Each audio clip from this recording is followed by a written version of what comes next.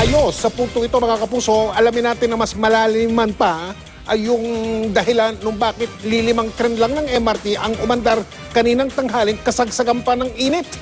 Ay, nagkaroon daw ng problema nga sa aircon eh. Ito po ang pagtutok ni June Veneracion. June. Mula alas 11 ng tanghali hanggang alauna ng hapon, 6 na tren ang pinabalik sa depot ng MRT3 dahil bumigay ang air conditioning unit ng mga ito.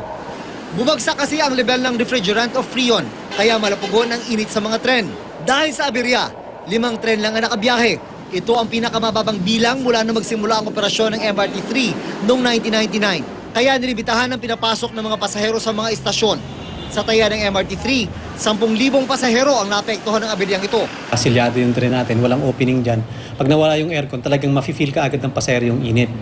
And ayaw natin patakbuhin yung tren ng walang aircon kasi nga kung napakainit sa loob, baka merong magpilit na buksan yung bintana o yung pintuan. Problema pa, kinulang sa supply ng freon ang maintenance provider ng MRT, ang Global APT.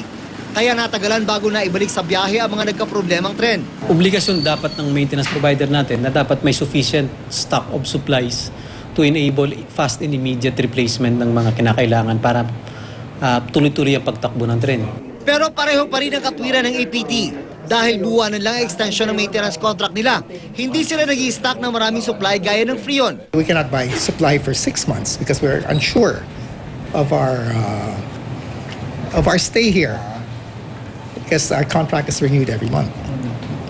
So we only buy so much. Luma na rin daw ang air conditioning unit ng mga tren kaya posibleng nag-leak, kaya sumingaw ang freon. Pero ano pa man ang dahilan, kaliwat kanang multa na naman ang aabuti ng Global APT. Obligasyon ng Global APT na dapat 15 hanggang 20 tren ang tumatakbo kada araw. Kapag hindi, 60 to 80,000 pesos ang multa kada isang bagon na hindi makabiyahe. June Veneracion, Nakatutok, 24 Oras.